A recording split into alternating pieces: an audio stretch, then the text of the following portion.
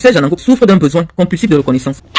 Pour lui, dans l'espace public, toute personne, tout ce qui communique dans l'espace public sur leurs propres opinions sans jamais l'offenser, sans jamais le calculer, sont des fous, sont des... Bah, il a déjà trouvé toute une tirade de trucs, giclure, raclure, tout ça. Même Paul Biya n'est pas épargné. Pour lui, Paul Biya, c'est une chivue, tout ce qu'il dit dans ses vidéos. Et donc, une occasion, il ne manque jamais l'occasion de venir sur les réseaux sociaux, parce que son unique but sur les réseaux sociaux, c'est de concurrencer les personnalités qui sont connues. Et surtout que si elle se rend compte qu'il y a un public qui est intéressé par sa diatribe au sujet d'une personnalité publique, et il a constaté que sur les réseaux sociaux camerounais, puisque il veut intégrer les réseaux sociaux camerounais, l'une des personnalités les plus connues, ou alors du moins les plus contestées sur les réseaux sociaux camerounais, c'est moi. Et donc, il n'hésite pas, il ne lésine sur aucun moyen pour essayer de me rabaisser ou alors de dire des choses qui n'ont pas de sens. Je te dis que... Dans la démonstration que nous allons faire tout à l'heure, nous allons montrer que c'est quelqu'un qui est capable de vous pousser à croire qu'un, premièrement, il est ingénieur, deuxièmement, il vit chez lui, troisièmement, il a une santé financière de faire sans aucune preuve, pendant qu'il demande aux autres d'apporter des preuves. Je commence par là parce que j'ai suivi un petit bout de ce qu'il dit sur Valsero. Oh, maman. Il dit sur Valsero que Valsero vivrait chez sa femme, qui serait diplomate, et que Valsero n'a pas de travail. Et que si Valsero avait un travail, Valsero ne devait pas faire des vidéos. Car en fait, la seule source de revenus de Valsero, ce sont ses vidéos. On s'arrête d'abord à ce premier argument, parce que on dit même si quelqu'un est un mouton noir dans une communauté, il faut faire des efforts pour essayer un peu de l'attirer et de l'aider à s'élever au même niveau que nous. Ça, c'est clair. Si je lui demande maintenant, Serge Anango, quelle est la preuve que tu as que la maison dans laquelle Valsero habite est la maison de sa femme? Il n'a aucune preuve. Ça, c'est clair. Quelle est la preuve que tu as que Valsero ne paye pas, que c'est pas une maison en location qu'ils louent tous les deux, c'est-à-dire chacun en apportant un peu de sa contribution? Il n'a aucune preuve. Ça, c'est clair. Mais lorsqu'il s'agit de détruire l'image publique des personnes publiques, non, il n'hésite sur rien. On lui dit, puisque toi tu accuses les Camerounais de soutenir des personnalités sans des preuves, toi aussi tu devrais apporter des preuves de tout ce que tu dis sur ta vie. Apporte-nous la preuve que la maison que tu habites est bien ta maison, puisque tu es venu sur les réseaux sociaux nous faire comprendre que tu as pris un crédit sur 25 ans en 2009. Or, des informations que nous avons glanées sur le site, parce que je vous parle toujours en vous présentant les preuves, nous, on ne diffame pas les gens, ou du moins fait beaucoup d'efforts pour ne pas tomber dans la diffamation. Donc, j'aime à chaque fois, lorsque je vous dis quelque chose, j'essaie un peu d'apporter la preuve. Serge Anango a déclaré qu'il est sorti de l'école Polytech de Nantes en 2009. Et il dit que c'est en 2009 qu'il a eu le crédit immobilier de 500 000 € pour acheter la maison où il se prend en photo. Et je peux vous rassurer que lorsqu'un étudiant, un jeune diplômé sort de l'école polytechnique, il n'a pas plus de 2500 €. Ça, c'est clair. Serge Anango, en 2009, il perd sa maman. Il n'a pas les moyens de se rendre aux obsèques de sa maman. Mais mon frère, hey! Je voudrais que vous écoutiez attentivement ce que je vais vous dire et le développement que je vais faire. Donneuse de leçons. Continue. En 2009, sa mère décède. Et lui-même dans les vidéos dit qu'il n'avait pas la possibilité de se rendre aux obsèques. Mais mon frère, hey! Moi je veux savoir comment la même année, il trouve l'argent, parce que ce qu'on ne vous dit pas, lorsqu'on prend un crédit, quel que soit le crédit en Europe, le banquier veut voir que vous avez un apport. Et l'apport doit représenter au moins 10% de ce que vous réclamez. Parce qu'on suppose qu'il y aura des frais de notaire. Lorsque vous achetez une maison, le notaire, sur de 500 000 €, vous versez à peu près 30 000 € au notaire, ou 25 000 €, ou 28, ça dépend de la commune où vous avez acheté. Mais rien que les frais notariés dans une transaction immobilière peuvent s'élever jusqu'à 30 ou 40 millions. Ça, c'est clair. Donc le banquier se rassure d'abord que vous avez au moins 40 000 € dans votre compte avant de vous donner 50 000 €. Je vous ai apporté cette preuve avec le crédit de mon fils que je vous ai montré. Donc je suis en train de demander que Serge Anango, qui n'a pas eu l'argent du billet d'avion pour aller assister à l'enterrement de sa mère, comme lui-même l'a dit, en 2009, il prend 50 000 € pour avoir un apport et acheter sa maison. Je m'interroge. C'est parce que j'estimais que c'était impossible, vu les réalités du marché de l'emploi en France. Un jeune diplômé de Polytech ingénieur n'a pas la capacité financière nécessaire pour souscrire un crédit de 500 000 € sans avoir un apport. Ça, c'est clair. Et je vais vous dire comment on calcule le crédit. Quelqu'un qui prend 500 000 €, c'est environ dans les 325 millions. Il va payer pendant 25 ans l'équivalent de 1 million tous les mois, donc environ 1500 €. 1 million tous les mois. Et lorsque le banquier calcule, il dit que l'argent que vous allez payer le crédit doit représenter 33% de vos revenus. 33% de vos revenus, ça ne fait pas 1500 € quand on gagne 2500 €. Lorsque vous gagnez, lui-même vous avez dit, c'est pas moi qui dis, il vous a dit que quand il a commencé à travailler, il a commencé avec 2000 €. Donc pour prendre un crédit immobilier avec 2000 € de 500 000 € sur 25 ans, la mensualité étant de 1500, quelqu'un qui a 2000 € de salaire ne peut pas supporter. C'est pour cela qu'on pense que c'est une affabulation.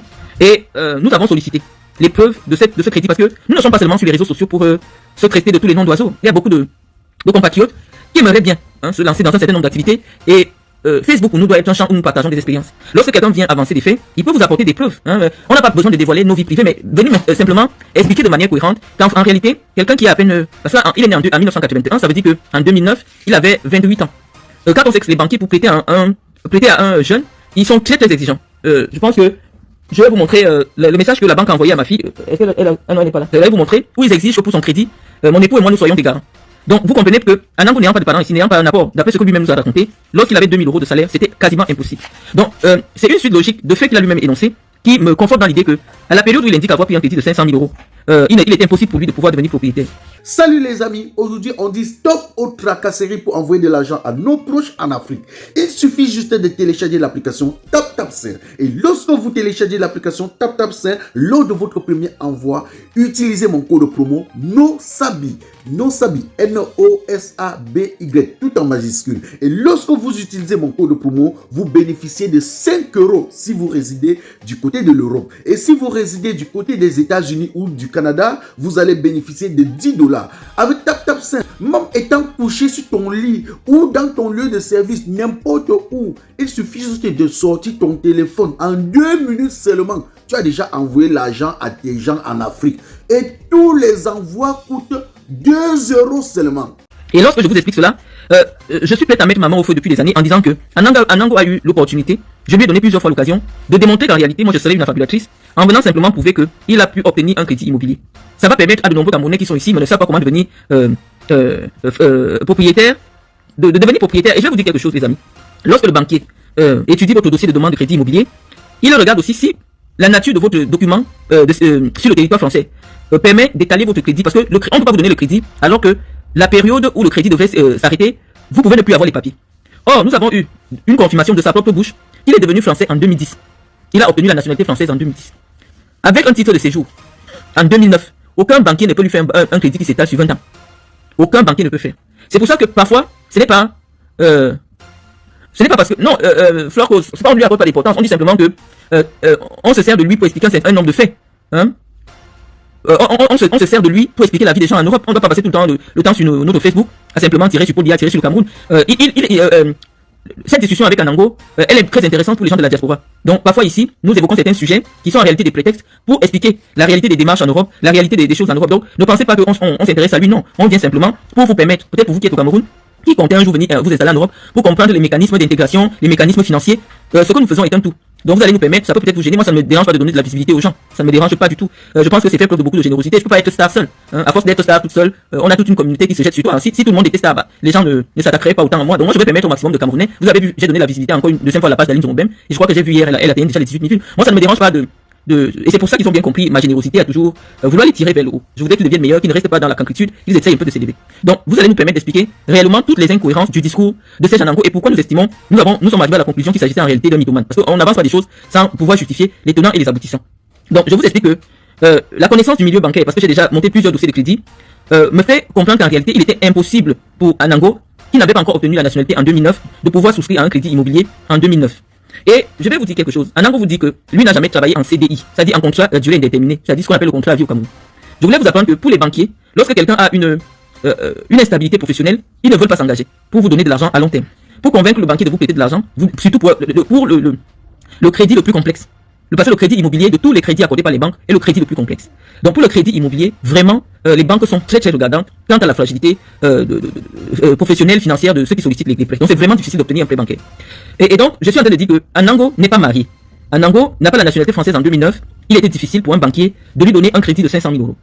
Et donc, s'il a pu obtenir le crédit, c'est simple. Il peut venir nous montrer les documents de signature du contrat, l'acte notarié. Même si barre les noms, ça nous permet parce que dans l'acte notarié, lorsque vous devenez propriétaire, le notaire énonce toutes les démarches qui ont conduit à votre propriété. Ça veut dire que le notaire, dans le document qu'il produit, il dit vous avez pris un crédit de tel nombre d'années, sur tel nombre d'années, le crédit s'achève tant, vous avez pris tel montant.